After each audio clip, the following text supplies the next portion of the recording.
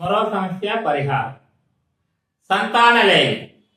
ఇటీవల కాలంలో సంతానలేమి సమస్య ఎక్కువైపోతోంది.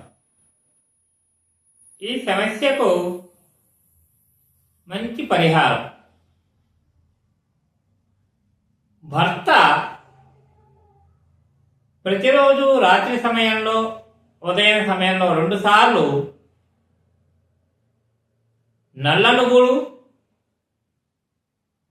వాము, సారపప్పు ఈ 3 విడివిడిగా ఇనుప మూకుటిలో ఒకసారి వేయించి పిమ్మట మూడిని కలిపి ఒక గాజు సీసాలా మాత్రమే పోసుకొని ఉదయం సాయంత్రం సమయాలలో 1 టేబుల్ స్పూను నవ్వులుతూ ఉండాలి.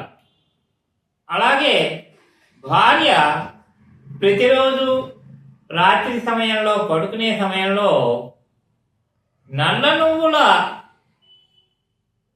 పాత బెల్లం కలిపిన ఉండను, చిన్న గోళీకాయంత ఉండను రోజు నవ్వుతున్నట్లయితే అతి త్వరలో ఖచ్చితంగా సంతాన యోగములు వచ్చి తీరగలవు. మరో పరిహారం.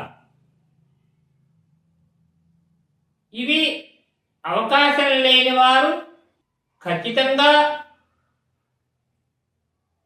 అవకాశం లేదు అనే సమస్యను తెచ్చుకోకుండా ఇంతకు ముందు చెప్పినవి వాడుతూ, అంటే నల్ల నువ్వులు, సారపప్పు, వాము, నల్ల నువ్వుల చిమ్మిడి మొదలైనవి ఉపయోగిస్తూ